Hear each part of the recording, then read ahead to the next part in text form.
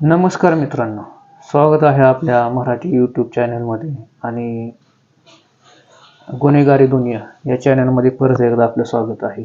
आजचा विषय आहे आणि मी प्रेक्षकांना सगळ्यात महत्त्वाची ही विनंती करतो की आजचा जो व्हिडिओ आहे सगळ्यात जास्त शेअर करा, पुढं पाठवा आणि ह्या महिलेला न्याय मिळवून द्या, हीच माझी अपेक्षा आहे. आणि आजचा जो विषय आणि जी महिलेचा म्हणजे आता तुम्हाला सांगायचं म्हणजे काय की ह्या महिलेला जवळजवळ 128 काहीतरी असे टाके पडलेले आहेत आणि जे चेहरा, जी पूर्ण शरीर आहे चाळणी झालेली आहे. तर जर महिलेने जर रडायचं म्हणलं किंवा डोळ्यात पाणी जरी आलं किंवा घाम जरी आला तरी ते त्या जखमेवर आग होणे म्हणजे मृत्यूशी झुंजत आहे, थोडक्यात असं म्हणावं लागेल.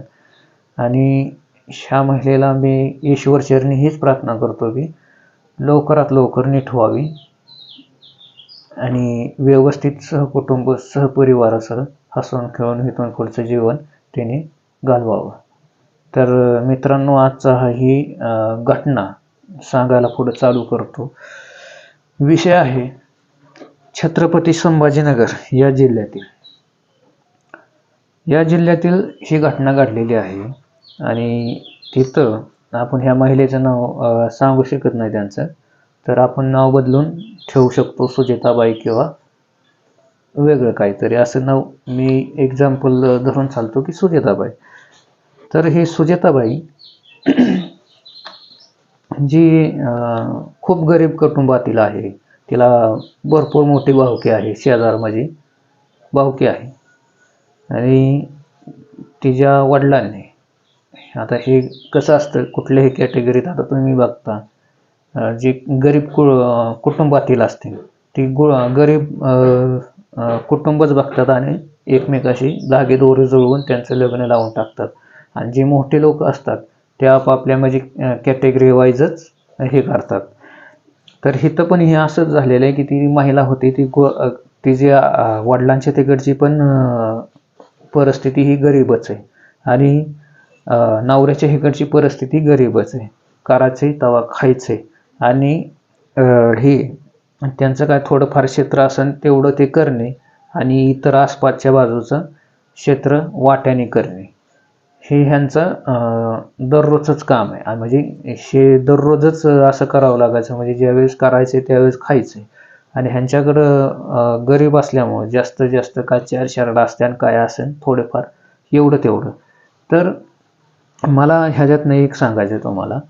तर ही महिला दररोज कामाला जायची, तिचा नवरा कामाला जायचा. आता साहजिकच आहे, तिला सासू आहे, दीर आहे, जाऊबाई आहे.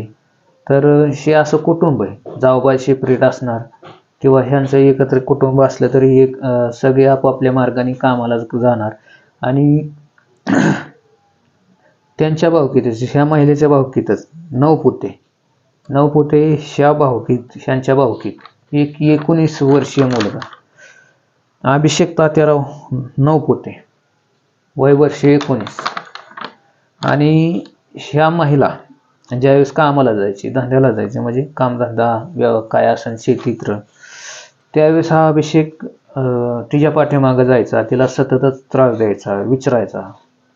तो नुकताच आता जवानीत आलेला, तर त्या महिलेवर, 36 वर्षीय महिलेवर वाईट नजर आणि तिच्या जाऊबाईवर. तर तो अभिषेक त्या महिलेला असं म्हणायचा की मला करायचे किंवा काय, तुला तुमच्या दोघाचा भागावतो, म्हणजे कुणाचं, त्या महिलेचं आणि महिलेच्या जाऊबाईचं. असं करत करत 5-6 महिने उलटून गेले. 5-6 महिने उलटून गेल्यानंतर तरी ती बाई म्हणजे कसं, तिने कुणाला काय नवऱ्याला ही गोष्ट सांगितली नाही, घरातल्यांना ही गोष्ट सांगितली नाही की असं बाबा ताप देतोय मला किंवा काय. तर तिने जर घरातल्यांनाही सांगितलं असतं किंवा त्याच्या आईबापालाही सांगितलं असतं तर हे जे आजचं घडलेलं हे भयंकर कृत्य ते घडलं नसतं बहुतेक माझ्या अंदाजे. तर त्या महिलेने कोणाला सांगितलं नाही, जाऊन द्या, चला चला जाऊन द्या, आपल्या मुलाच्या वयाचा थोडक्यात म्हणजे आसपास 4-5 वर्षाचा फरक. आता त्याची मुलं आहेत 11 वर्षाची, 10-11 वर्षाची, आणि हा मुलगा आहे 19 वर्षाचा. आता बाई जाऊन दे बारकं पोरगं आहे. आणि एक दिवस काय करतो, हा बाईला फोन करतो, बाईला म्हणतो माझी गरज भागव, माझी शारीरिक भूक भागव, फोनवर बोलतो. आणि ही जी महिला आहे ती महिला त्याला फोनवरनं शिव्या देते, तुझं माझं वय काय, तुझं माझं नातं काय, कसं काय तू असं बोलू शकतोस, किंवा त्याला शिव्या गाळ्या करून ते फोन ठेवते. आणि असं करत करत भरपूर दिवस जातात, आणि भरपूर दिवस गेल्यानंतर सारखं वारंवार ताप देणे, म्हणजे 5-6 महिने हे असंच चालू राहिलं, त्यांनी कोणाला न सांगितल्यामुळे. आता ही चुकी, तर ही चुकी त्या महिलेची झाली, आणि ह्या चुकीतनं हा प्रकार घडला नसता. म्हणजे तिने सांगितलं असतं सर्व आपल्या नवऱ्याला किंवा घरातल्यांना, तर हा विषय घडला नसता. आणि तो एक दिवशी परत फोन करतो आणि असाच विषय परत त्या महिलेला विचारतो की असं म्हणजे जो आता विषय सांगितला, मला ही जी पाहिजे, माझी शारीरिक गरज भागव, आणि शारीरिक गरज भागव, नाही तर तुझ्या दिराच्या बायकोला पाठव, दोघी पण या, असं तो मुलगा म्हणतो. आणि संध्याकाळी फोनवर हा बोलतो, ती बाई त्याला शिव्या गळ्या करून परत फोन ठेवते. आणि तो सर्वसाधारण दुपारच्या वेळेस 3-4च्या दरम्यान तो आपलं रानाकडे निघायला सुरुवात करतो. आणि हळूहळू करत त्या महिला जिथं असते तिथं पोचतो. म्हणजे तिथं जाताना त्या महिलेला पण दिसतो, बाबा ही बियाणं आपल्याकडे येते.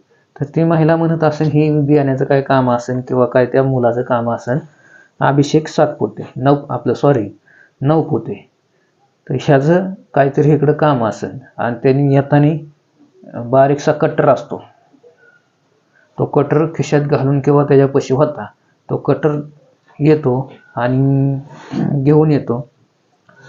आणि तिथं त्या महिलेचे काय शेतातनं ती डोक्यावर घेऊन चालली असेल पाठीत भाजी, तिचा जेवणाचा डबा वगैरे काय असेल ते त्या पाठीत असेल. आणि त्या पाठीवर तिची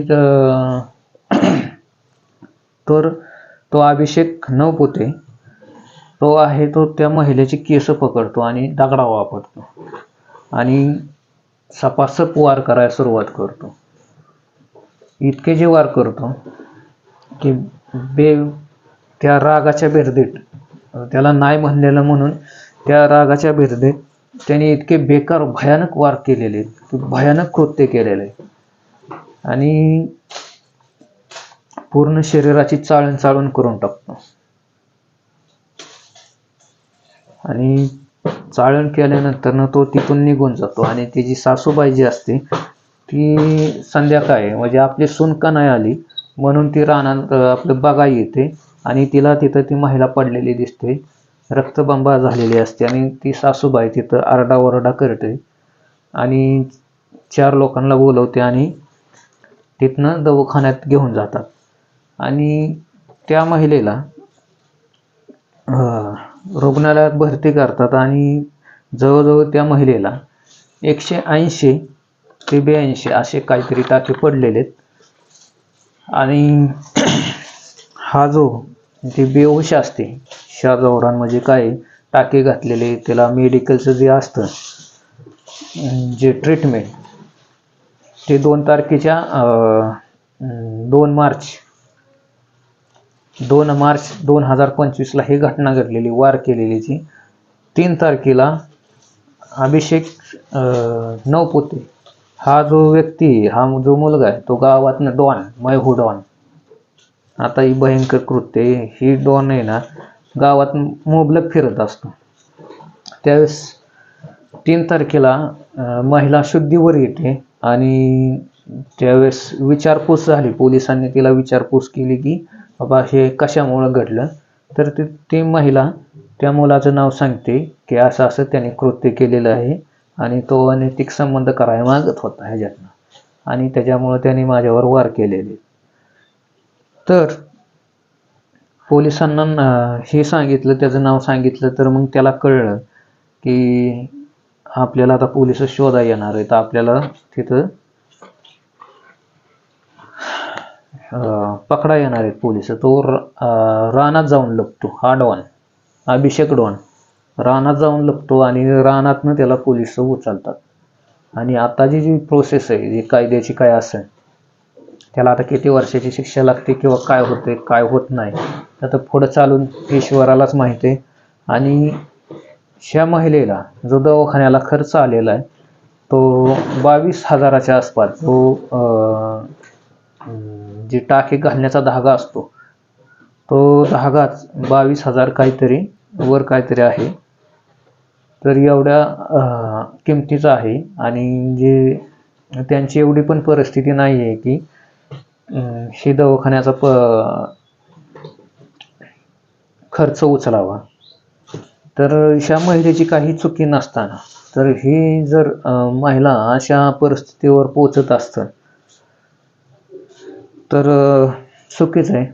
आणि जर हा व्हिडिओ नेते मंडळांपर्यंत किंवा जे राजनेते आहेत, राज्यकर्ते आहेत, त्यांच्यापर्यंत जर पोचत असेल तर माझी त्यांना एक रिक्वेस्ट आहे की हा महिलेचा खर्च तुम्ही नेते मंडळींनी करावा. तर आणि तर व्हिडिओ हा इथं संपवतो. धन्यवाद. थँक्यू.